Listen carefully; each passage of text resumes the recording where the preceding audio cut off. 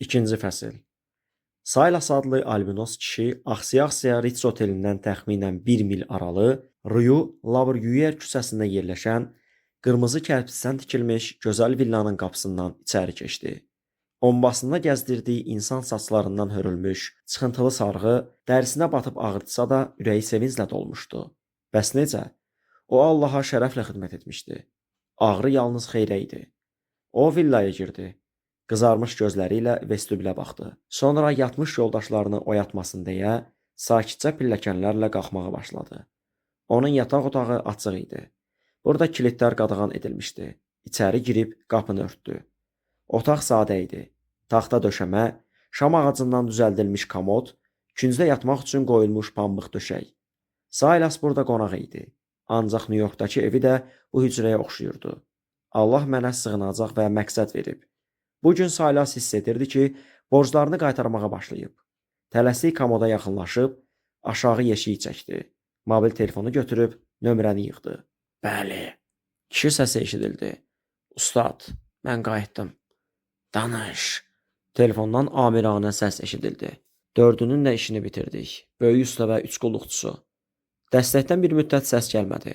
Sanki həm söhbət Allaha dua edirdi. Belədirsə, yəqin ki, informasiyanı əldə etmisən. Dördü də etiraf etdi, bir-birindən xəbərsiz. Sən də onlara inandın. Dördü də eyni şeyi dedi. Bu təsadüf olmaz. Həm söhbətin dəstəkdən həyəcanlı səsi eşidildi. Əla, mən qorxurdum ki, cəmiyyətin əsas şərtlərindən olan gizlilik üstün gələr. Amma ölüm qorxusu güclü motivdir. Beləliklə mənim şagirdim. Bilmək istədiyimi de artıq. Saylas anlayırdı. Qurbanlarından aldığı informasiya bomba kimi partlayacaq. Ustad, onların dördü də əfsanəvi güşəli daşın Clet de Votenin olduğunu təsdiqlədilər.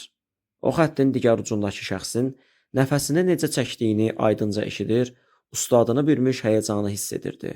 Güşəli daş, məhz bizim düşündüyümüz kimi.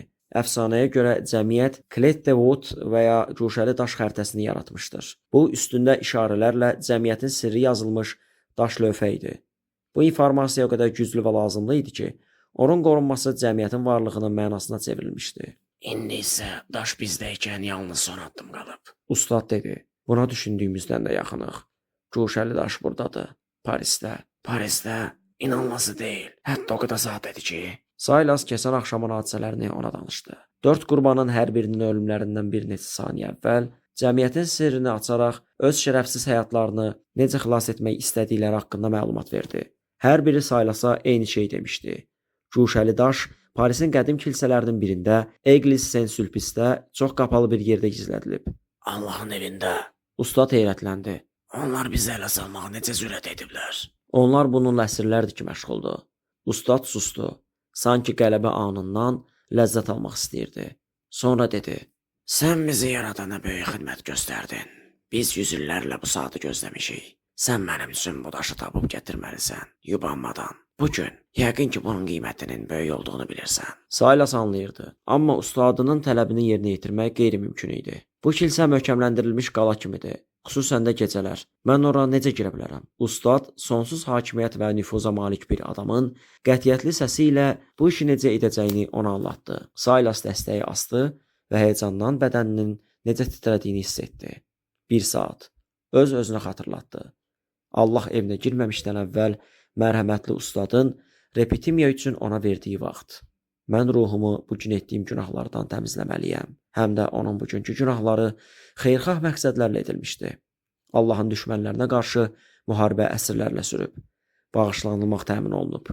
Lakin bunlara baxmayaraq Saylas bilirdi. Günahların bağışlanması qurban tələb edir.